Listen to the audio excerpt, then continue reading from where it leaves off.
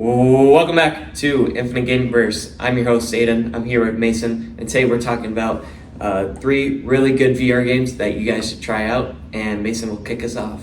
First VR game that I really like is Ghosts of Tabor, and if you really like Battle Royale games, this is a really good VR Battle Royale game. It's really realistic with mechanics. You start out in your own bunker that you have to maintain and buy items for, and you spawn on an island, and the game consists of looting drops just like towns or abandoned vehicles, or doing raids, which you get a lot of money and really good weapons for that you can customize with attachments and stuff like that.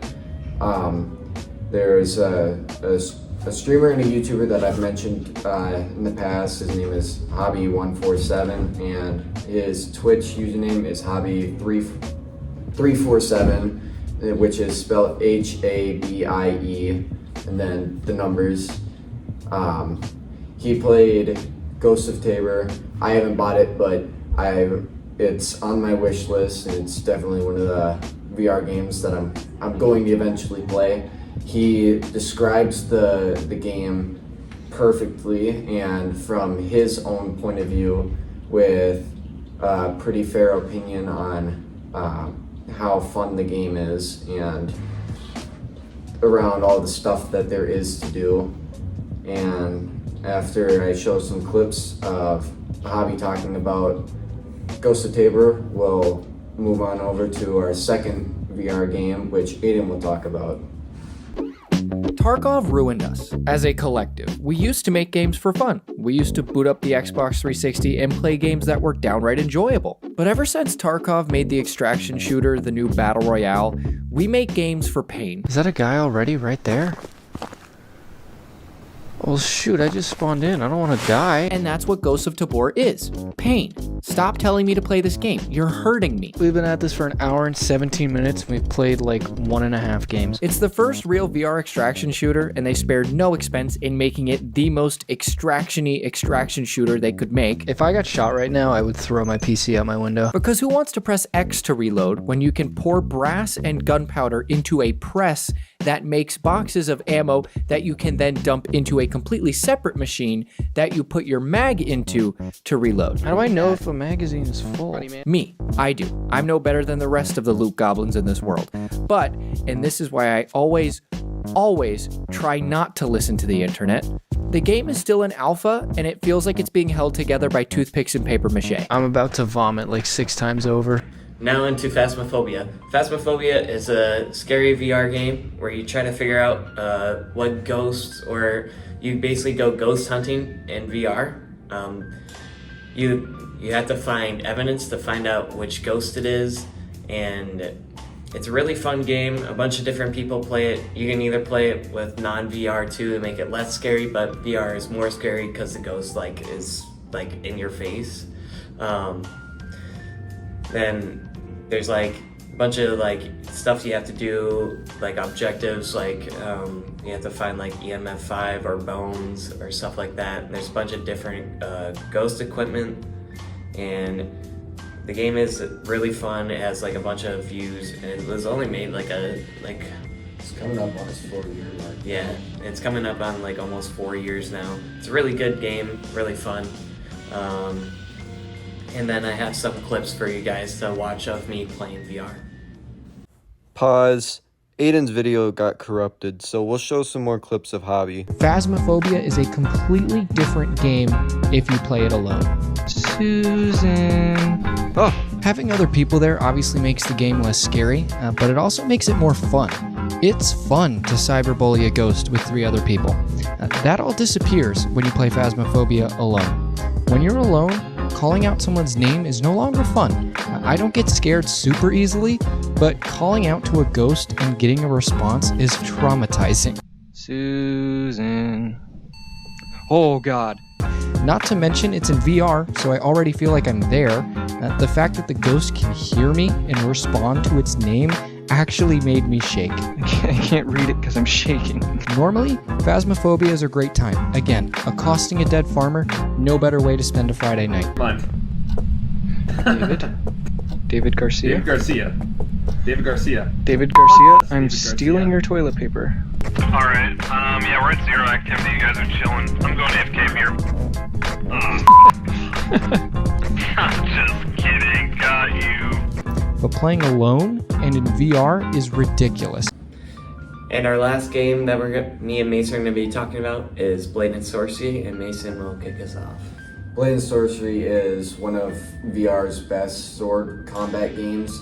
It's basically a sandbox game, and it's recently gotten VR mod support on Quest, which you don't need a PC for, which is really nice for Quest players because it levels up the gaming experience of what is a sandbox game. So what you're given at the start, what's putting in is added onto, which makes the game a lot more fun. And it's got 5 dev-made maps from the developers of the game, and a dungeon mode, which is sort of like a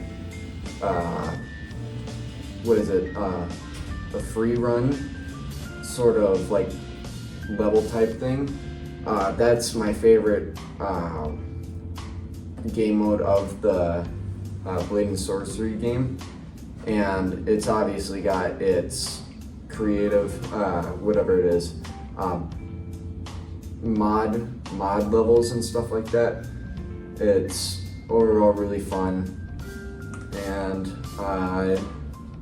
there's loads of weapons and stuff that you can use from the medieval era. Yeah, it's a bunch of like medieval like weapons. Then you can get like mods like give you like lightsabers and stuff like that, which a bunch of people, it shows on my TikTok feed a lot about like people in Blade and Sorcery with lightsabers and like having different skins. You can be like Anakin Skywalker or anybody. Then there's also like different maps that you can download with mods. So if you dream playing on like a Star Wars moon or whatever, you can play on a Star Wars moon, I'm pretty sure. And then I recorded some clips of me playing the game, and you can feel free to continue watching them. And I think that they're pretty good clips that you guys might enjoy. But also, the game is not even that big of a game too. It's probably like on Quest it's like 5 gigabytes, which is really nice. And it was put on the Quest store late 2021. I think it was in November. And when I first tried it, my brother bought it on his Quest, and he asked me if I wanted to go try it. And when I tried it, I really wanted the game, so I had to go work for it. And when I got it, I can't stop playing it. It's really fun. I would also have to agree on that. I also have Blade and Sorcery, so I know what Mason's talking about when it's fun. It's really fun. I really enjoy it. I would really recommend you guys to go play it. It's just really good game to play. Really fun. So enjoy these clips of me playing Blade and Sorcery. I hope you guys like it. Hello, this is Mason from InfiniteGameVerse. As you can see, we are playing Blade and Sorcery, and this is a sandbox sword fighting based game, and it takes place in a medieval era. It's got multiple features like mods and stuff like that. I'll get into that shortly after I describe how the game technically works. So as you can see, this is me playing right now. You can interact with your environment fully. You could smash like barrels, benches, drink potions, smash bowls, eat apples. Everything here is interactive. And here we have, got a little lag. Here we have the mod or item menu with the mods on. So we've got swords, which also interact with their environment. Pretty cool. The game also comes with spells. You have fireballs, you have electricity. You also have sort of like this gravity spell. And something really cool about this, let me go inside here. If you hold both fingers down on the trigger, and you hold your hands close together like this, it makes this big, like, spell ball. You pull your arms apart, it does like the special move, which is really cool. Now, viewer discretion advised. Here is the mod. These are the mod maps that I've installed. And I'm gonna just do one of the basic ones that come with the game, which is not a mod. I'd like to state that. Let me load in here. Might take a bit too. Alright, so as you can see, I'm in.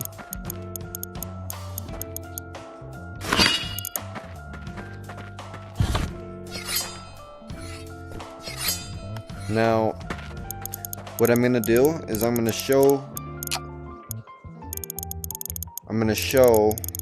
what this game is pretty much all about. This game also has a really cool slow motion.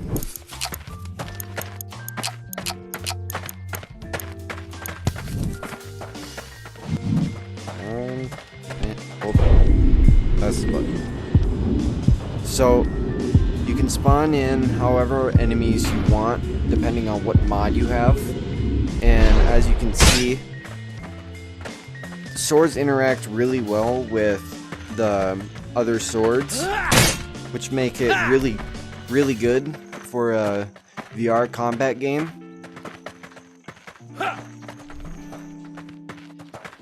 And there is a lot of YouTube channels on YouTube that do like combo moves and stuff, and it's a pretty cool game, first of all. And like I said earlier, everything is interactable. Like if I do that, you can push him over, you can grab his head, you can do whatever you want.